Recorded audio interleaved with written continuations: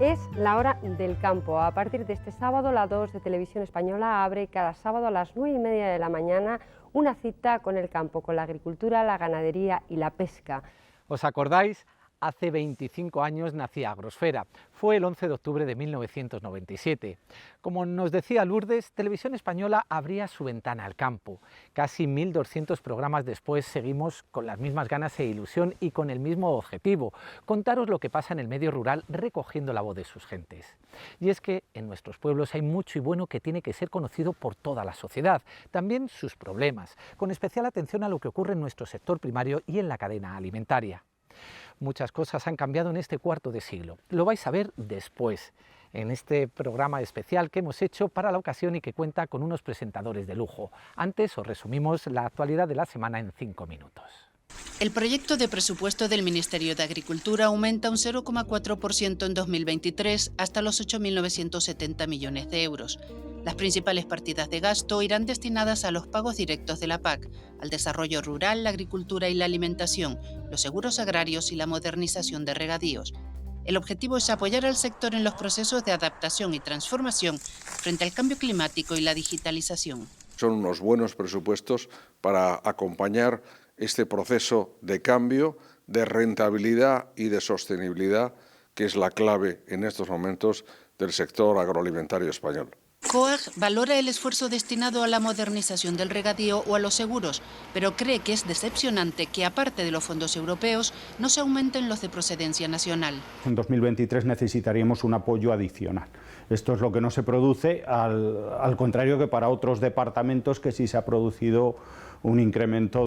En cuanto a la pesca, los fondos aumentan un 21%, dando prioridad a la mejora de los mercados, la protección de los recursos, el control y la inspección y la gestión del Fondo Europeo Marítimo y de la Pesca. Los armadores valoran que se refuerce el conocimiento científico, el desarrollo tecnológico o el apoyo a los planes de comercialización, pero rechazan el aumento de las cotizaciones sociales.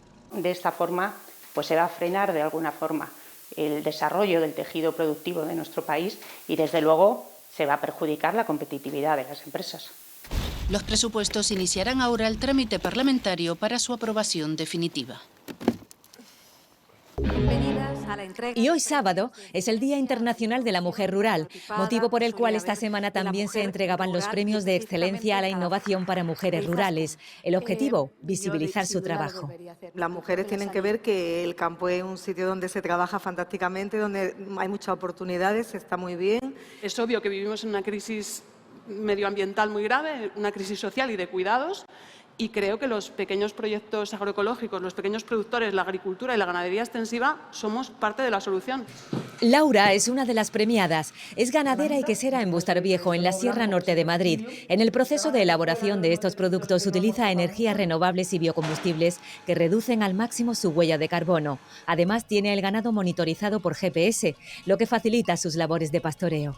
Intentamos que sean precisamente de proximidad, de kilómetro cero, producto local, para fomentar lo que es el mundo rural, la ganadería extensiva y que no se pierda toda esta sabiduría, ¿no?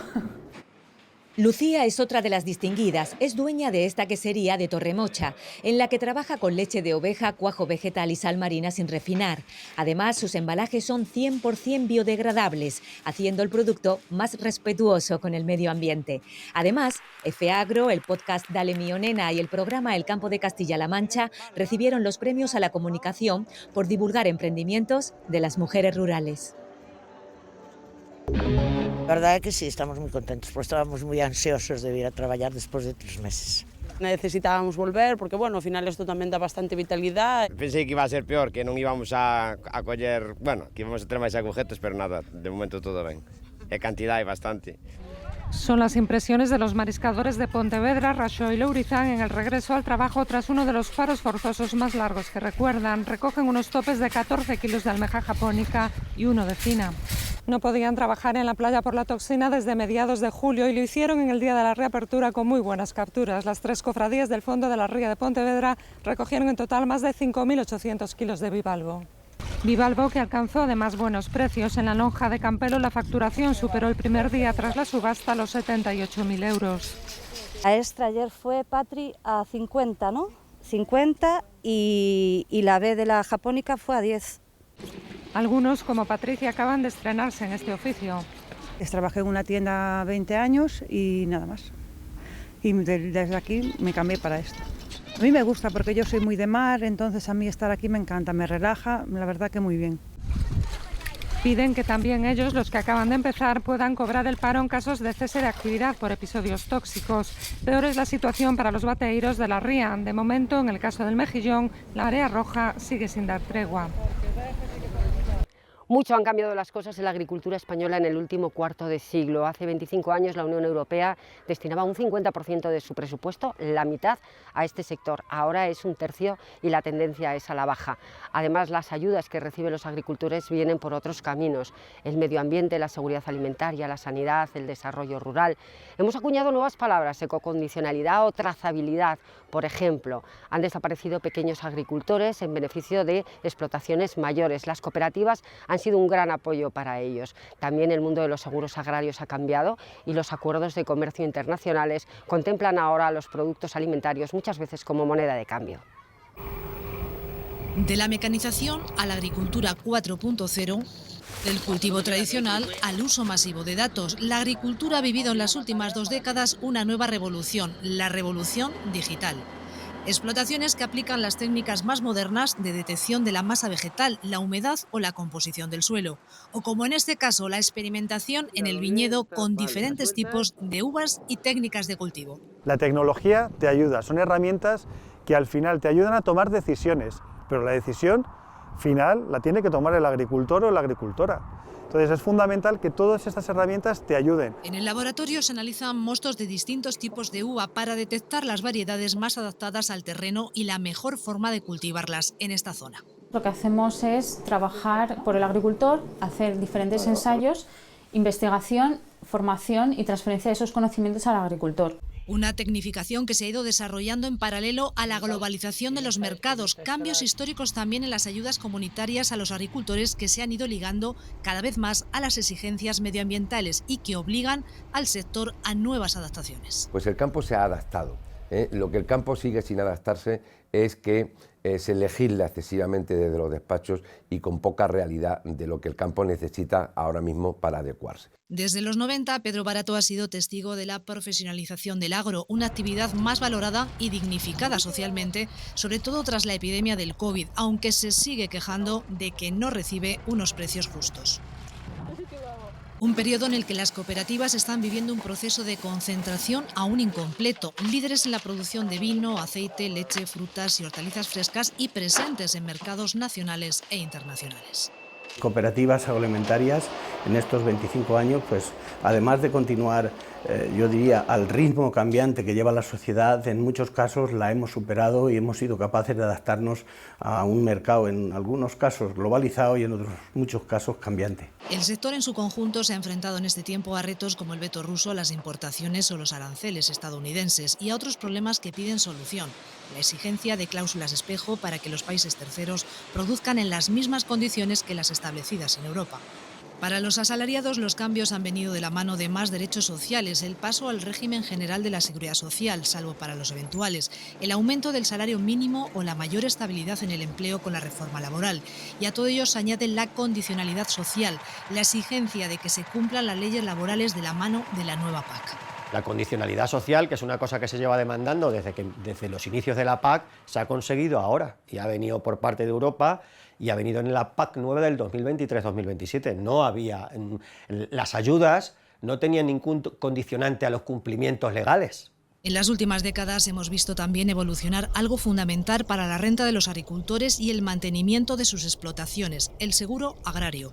Fue la primera ley democrática después de la Constitución de 1978. El entonces ministro, Jaime Lamo de Espinosa, fue su impulsor. Porque un ministro de Agricultura siempre tiene muchas cosas que decirle a los agricultores y a los ganaderos. Los agricultores están hoy protegidos y por eso la ley se pone mucho, se exalta mucho en el extranjero, en la FAO, en la OCDE, en muchos sitios, porque es una ley que cubre, le da una cobertura muy grande a las rentas agrarias. Los seguros, como la propia actividad agraria, tendrán que adaptarse ahora a un reto inmediato, el cambio climático y sus consecuencias en la planificación agrícola y en el medio natural.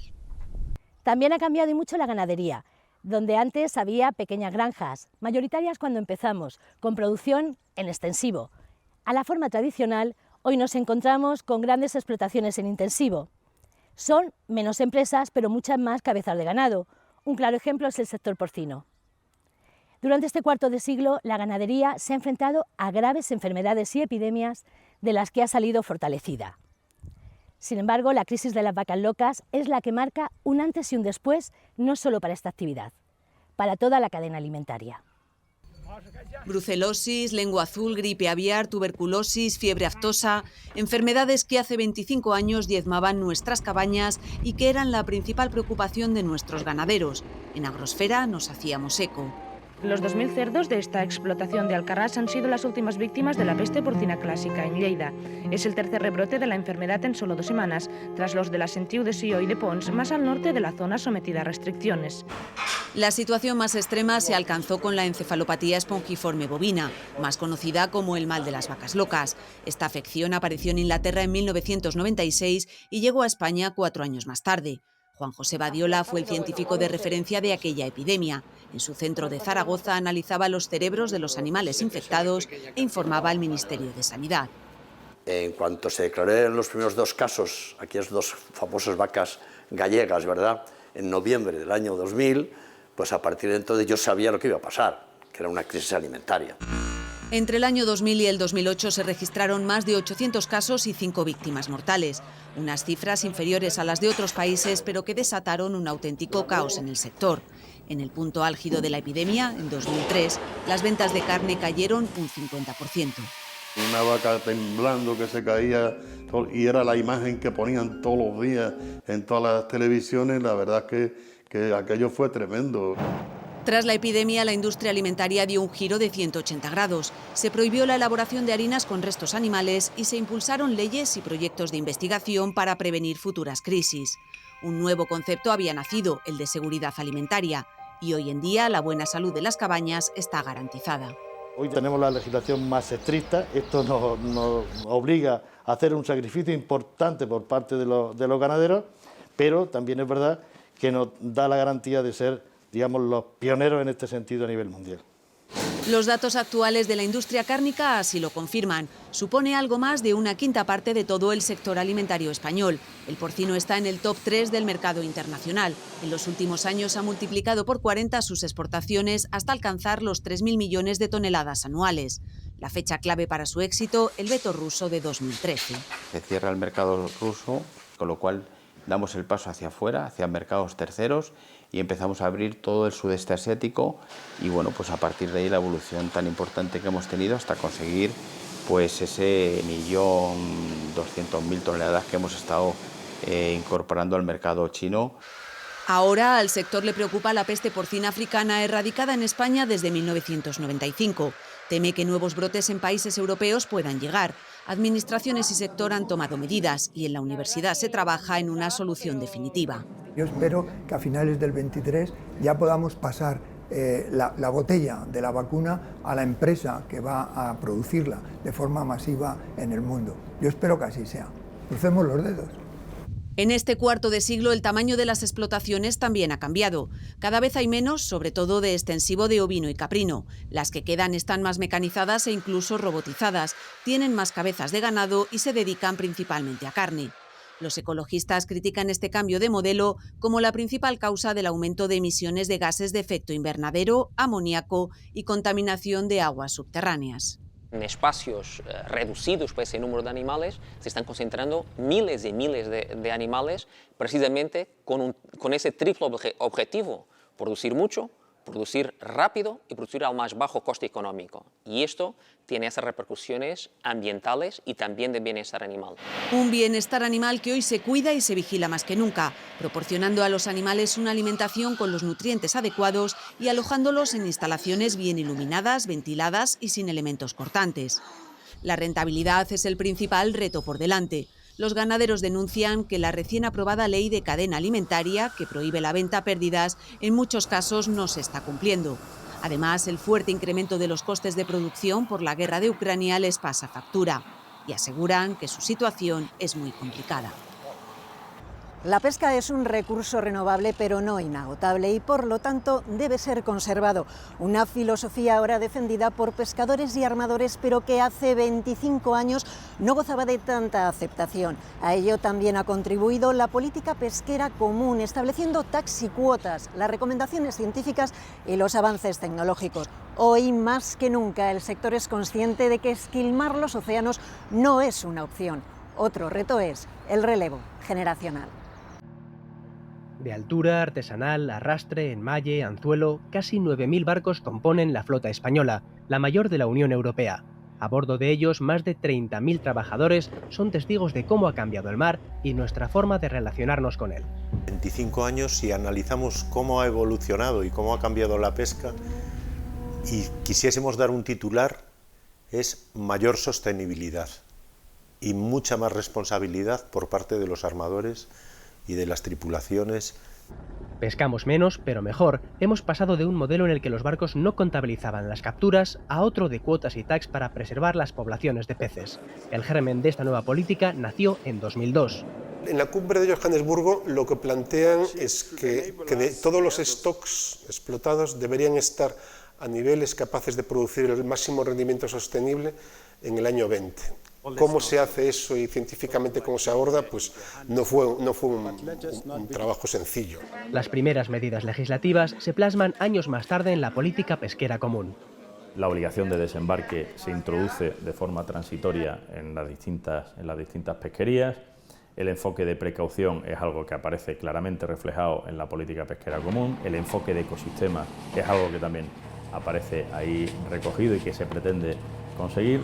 Los primeros resultados de estos planes de gestión tardaron en apreciarse, pero el esfuerzo de todo el sector dio su fruto. Un ejemplo lo vemos en la merluza atlántica. Al cabo de ciertos años empezó a verse que la biomasa recuperaba y actualmente pues bueno, son estos recuperados para los cuales se pueden recomendar unas capturas más altas, obviamente, de las que se recomendaron a principios de los 2000. Sin embargo, limitar la pesca no es suficiente para conservar correctamente los océanos. El calentamiento global, los vertidos y la acumulación de residuos y plásticos también pasan factura a las poblaciones de peces. La situación en el Mediterráneo se ha vuelto especialmente preocupante. Los pescadores rechazan que les sigan quitando días para faenar y los ecologistas piden más firmeza a la Comisión. Y las reducciones de esfuerzo que se han aprobado en términos de números de días de pesca resulta claramente insuficiente para cumplir con este objetivo. En este cuarto de siglo también hemos visto reducidas nuestras posibilidades de pesca en algunos caladeros extranjeros. En 2002 Marruecos rompe su acuerdo pesquero con la Unión Europea, dejando sin faenar a cerca de 400 barcos españoles. El acuerdo con Marruecos era el acuerdo más importante que existía en la Unión Europea. Tuvo unas gravísimas consecuencias para la flota española, porque muchos barcos tuvieron que abandonar su actividad. Algunos pudieron reconducir la misma faenando en el caladero nacional, pero muchos de ellos tuvieron que desguazarse. En 2006 se firma un nuevo acuerdo, pero en unas condiciones muy diferentes. Apenas una cuarta parte de los barcos pudo seguir faenando y la Unión Europea tuvo que pagar más a Rabat. Ya más recientemente, en 2020, el Brexit ha afectado a la flota española, perdiendo el 25% de las capturas en aguas inglesas. Baches en el camino de los cuales nuestros pescadores han salido empujados por las nuevas tecnologías. Actualmente tenemos boyas que localizan los bancos de peces y determinan su tamaño mediante sonar, ahorrando tiempo y combustible a los barcos. También nuevas mejoras en inspección y seguridad. La primera caja azul se incorporó a un barco español a principios de siglo. Desde entonces su modelo se ha optimizado, haciéndose más pequeño y asequible para las pesquerías de menor tamaño. Hace 25 años, cuando salía un barco de pesca a faenar, no sabíamos ni dónde estaba, era muy difícil comunicarnos con él y tampoco sabíamos lo que estaba pescando y cuándo iba a volver a puerto. Empezamos con la flota de altura y ya está empezando a trabajar con lo que es la flota artesanal. También mejoras en las condiciones a bordo, como la comunicación por satélite y las videoconferencias. 25 años separan a José y a su hijo Juan, el uno ya retirado y el otro recién incorporado como armador en Vigo. Son una excepción para el gran problema que el sector afronta en la actualidad, el relevo generacional. Ambos coinciden en que este tipo de avances tecnológicos, especialmente durante las largas travesías, son la clave para mantener a los jóvenes a bordo de los barcos. Hoy en día tenemos la suerte de tener comunicaciones como si fuera en tierra. Tú tienes el WhatsApp conectado, tienes privacidad y lo tienes todo al golpe de teléfono móvil. Las comunicaciones en principio casi no existían. allá por el año 67 cuando yo empecé. A partir del 70 y algo ya se empezaron a través de una emisora de radio que se llamaba Pozuelo del Rey en Madrid, pero esas conversaciones eran escuchadas por todas las flotas, estuvieran donde estuvieran. Un sector con futuro que ve ahora en la acuicultura un horizonte de posibilidades. Somos el primer productor de la Unión Europea con más de 300.000 toneladas anuales. La industria siempre ha ido de la mano de la investigación, la tecnología y en la última década de la digitalización para conseguir productos que sean de más calidad, más sanos, más nutritivos y que se adapten a las necesidades de los consumidores. Pero también han evolucionado mucho los procesos productivos para conseguir más producto, que sea más rentable y sobre todo más sostenible. Ahora bien, si hay algo en lo que España haya ganado músculo, ha sido en la internacionalización. Somos una potencia en exportaciones, hasta el punto de que vendemos al exterior la mitad de lo que producimos. Nuestra forma de hacer la compra ha ido variando. Del consumo de frutas y legumbres y carne y pescado moderados, pasamos a una dieta rica en proteínas e hidratos de carbono. Y en los últimos 5 años volvemos a apostar por productos más saludables y la dieta mediterránea. Quizás hace unas décadas sí que estaba justificado el decir que la base de nuestra alimentación tenía que ser más energética, con algo más de presencia de pan, de arroz, de hidratos de carbono. Ahora somos una sociedad un poco más sedentaria y sí que vale la pena replantearse la presencia de frutas y de verduras.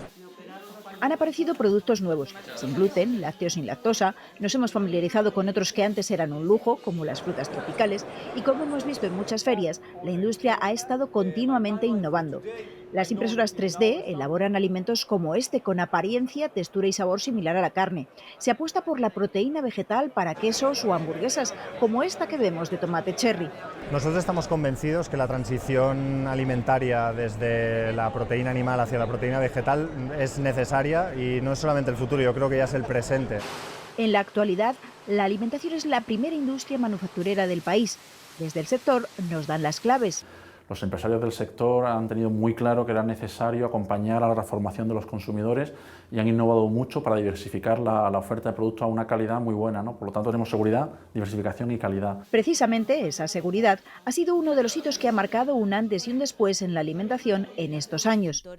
Cada vez que saltaba una crisis alimentaria, los precios de los productos afectados se desplomaban en el mercado, como ocurrió con los pepinos cuando Alemania, sin pruebas, se equivocó. Así lo contábamos. En conversación telefónica, la canciller alemana Angela Merkel lamentaba los perjuicios ocasionados a los horticultores españoles. A fin de evitar crisis similares, en 2001 surgía la Agencia Española de Seguridad Alimentaria y Nutrición. Un año más tarde, una figura similar nacía a nivel europeo. En este tiempo, la industria ha reducido azúcares, grasas saturadas y sal en sus productos y ha mejorado la información de sus etiquetas. Tomándolo con moderación, todo bueno. En este cuarto de siglo se ha tomado conciencia de la cadena agroalimentaria. Surgen las organizaciones interprofesionales. La distribución entra a formar parte de los debates alimentarios. Todos los eslabones han hecho frente a la crisis económica de 2008, la borrasca Filomena, una pandemia o los paros del transporte, para que los alimentos llegaran a nuestras casas.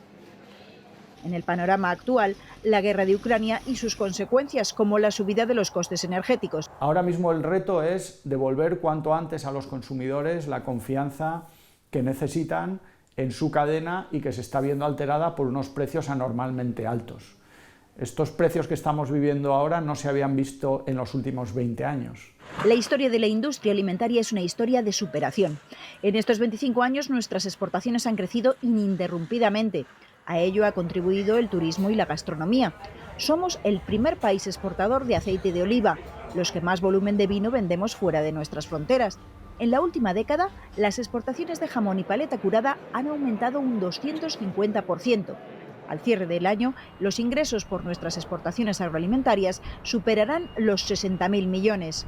La industria alimentaria ha sabido romper, por una parte, las barreras que teníamos de concentración en los mercados europeos, ha sabido diversificar, ha sabido transmitir o trasladar una imagen de excelencia y de diversidad de los productos de la despensa. A lo largo de los años también ha crecido la concienciación por la sostenibilidad. Los envases de plástico van desapareciendo, vuelve el papel y el cartón. Aumenta la preocupación por el desperdicio alimentario. En 2020 los hogares españoles tiraron a la basura más de 1.300 millones de kilos de alimentos, una media de 31 kilos por persona. Y pronto, en cuanto acabe su tramitación parlamentaria, tendremos una ley para evitar ese indeseable despilfarro. La modernización de nuestro medio rural no se puede entender sin la aportación de los fondos comunitarios de desarrollo rural. En las últimas décadas, esta política ha apoyado la creación y la renovación de explotaciones agrarias y de empresas, inversiones en regadío o en recursos forestales. También la competitividad de la industria agroalimentaria o la incorporación de los jóvenes y de las mujeres. Actividades que además sirven para fijar población en nuestros pueblos.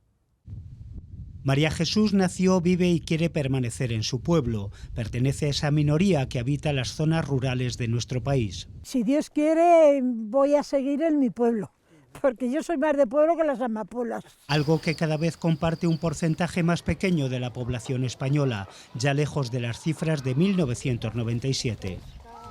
Ahora esa población rural se ha reducido a la mitad, un 15% que ocupa el 85% del territorio y que en las últimas décadas ha visto crecer algunos problemas, como la carencia o lejanía de servicios básicos, los bancos, la sanidad, la educación o el transporte.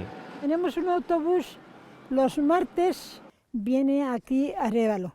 No tenemos banco ni dinero, o sea, ¿para qué queremos el banco? Pues médico tenemos 3 veces a la semana. Y que hubo que cerrar el colegio. Los pueblos, como no se haga algo, se están muriendo. Despoblación y envejecimiento son los 2 problemas más inmediatos que limitan el desarrollo de las zonas rurales, una realidad con la que llevan luchando años los grupos de acción local. El envejecimiento, la despoblación y también la prestación de servicios, porque de nada sirve que yo tenga internet en mi casa si me ha cerrado el colegio. Es decir, me van a meter la fibra en casa, qué bien, qué contenta, pero llevo con el colegio cerrado 5 años. Las políticas de desarrollo rural se convirtieron en el segundo pilar de la PAC en 1999.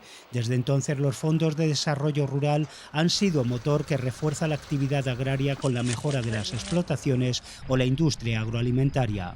También ha tenido un significado muy grande en lo que se refiere a la diversificación de la economía en el medio rural, es decir, todas las actividades que tienen que ver con la revalorización de los recursos endógenos de los territorios, el medio ambiente, el turismo, la artesanía, el comercio local, las pequeñas empresas. Un ejemplo es esta industria situada en Las Berlanas, un pueblo abulense de poco más de 300 habitantes. Aquí lo que hacemos es preparación de caramelos de goma y de complementos alimenticios. Los fondos LEADER han servido para su ampliación y modernización. Pues hace unos años solicitamos las ayudas que nos concedieron y el impulso que nos dio esas ayudas para hacer una ampliación tanto en lo que son instalaciones como el nivel de maquinaria mejorada para mejorar lo que es el producto final y ofrecer una mejor calidad fue muy importante. Estamos formados con una plantilla de 25 trabajadores. Todos son de la zona, si no es de aquí del pueblo de Las Berlanas, de los pueblos limítrofes. Los fondos dedicados al desarrollo rural han financiado decenas de miles de proyectos como este. En los últimos 8 años han invertido 14.000 millones y en la nueva PAC 2023-27 están previstos otros 9.000.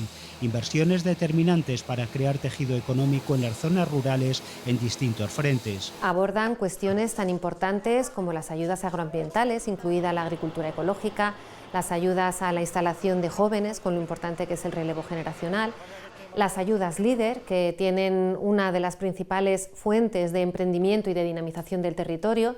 En definitiva, son unos fondos que han contribuido y siguen contribuyendo a cambiar para mejor nuestro sector y nuestro medio rural. Y además incentivan la incorporación de la mujer al trabajo en el campo y hacer frente a las brechas en salarios en la dirección de explotaciones o en la percepción de ayudas. En estos años también ha habido avances para ellas, relegadas tradicionalmente a un trabajo invisible. Lo determinante ha sido que el feminismo ha llegado también al mundo rural y por lo tanto todas las reivindicaciones feministas, el acceso a un empleo en igualdad de condiciones, el acceso a unos servicios suficientes, el acceso a unas condiciones de vida en igualdad han imbricado, ¿no?, al conjunto de las mujeres del mundo rural y eso nos parece que es absolutamente determinante. Queda una preocupación que la protección contra la violencia de género llegue también a las mujeres rurales, a las que la vida en núcleos más aislados hace más vulnerables ante los agresores.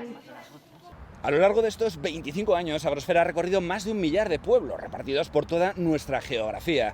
Montes, dehesas, páramos, bosques y costas. Toda una diversidad paisajística, también cultural y gastronómica, que puede disfrutarse haciendo turismo rural, ya sea enoturismo, gastronómico u ornitológico. Opciones que han ido a más. Así es, Álvaro. En este tiempo el turista se ha vuelto más exigente y aunque sigue demandando lugares tranquilos en los que disfrutar de la naturaleza, los propietarios de los alojamientos rurales han tenido que esforzarse para atender sus necesidades, dando más comodidades y ofreciendo actividades complementarias para vivir experiencias.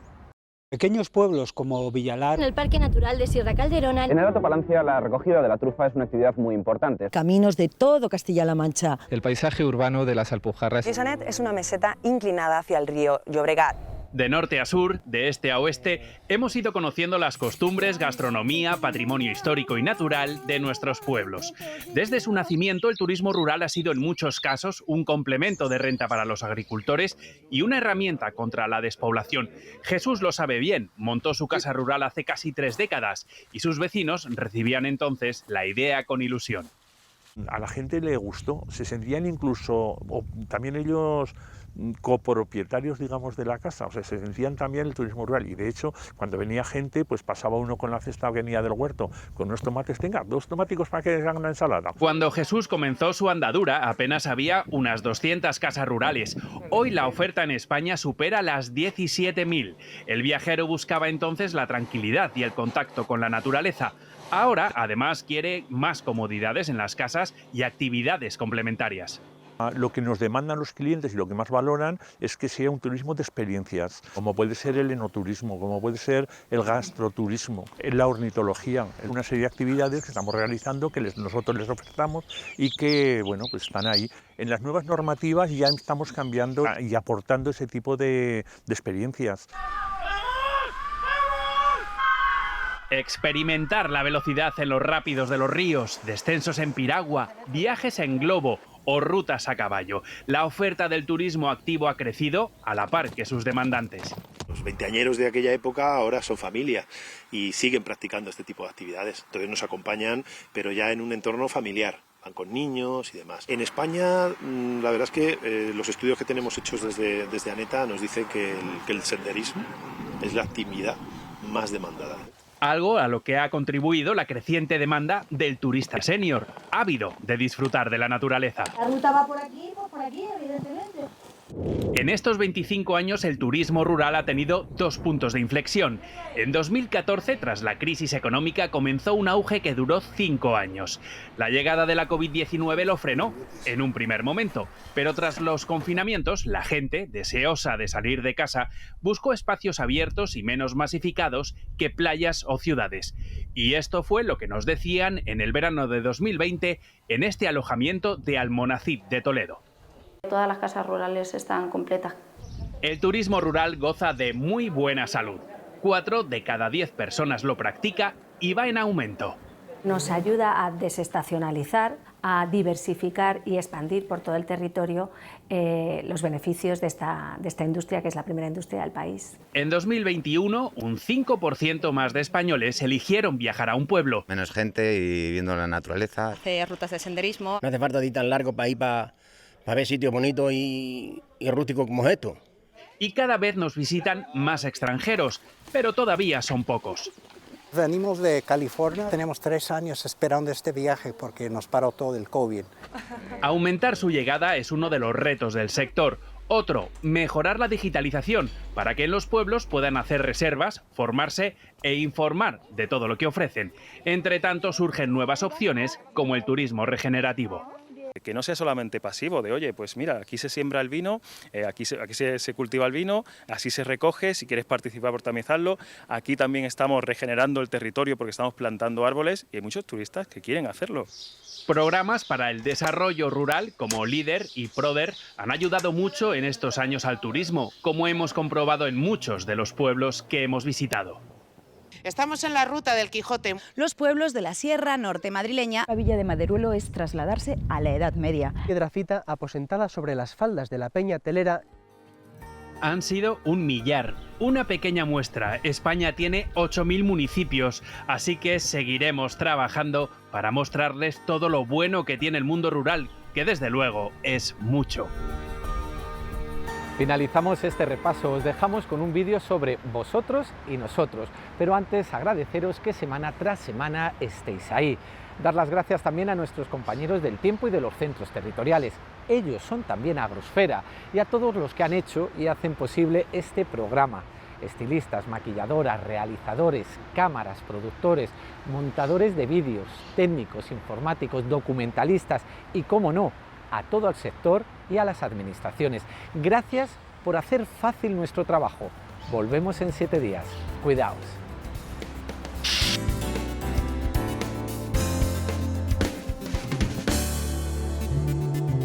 Tras el descanso del verano, Agrosfera inicia hoy una nueva etapa en la que, como pueden ver, estamos de estreno.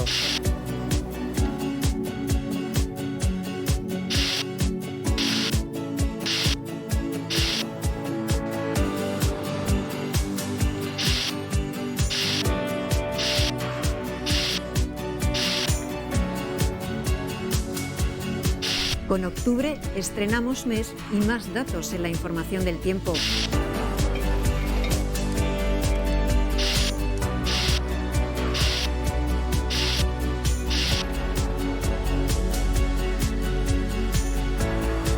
Hola, dedicaremos especial atención a las zonas afectadas por la gota fría.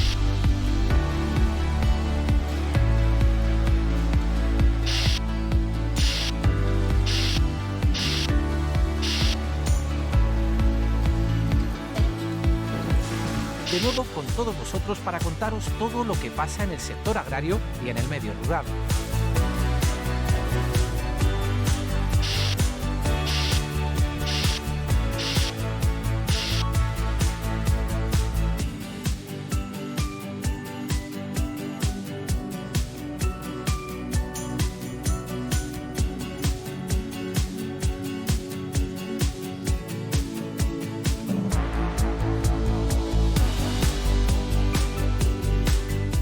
Esto ha sido todo por hoy. Les esperamos la próxima semana y durante los próximos 25 años. Y mientras tanto, que cada uno disfrute de la Agrosfera en la medida que pueda. Buenos días.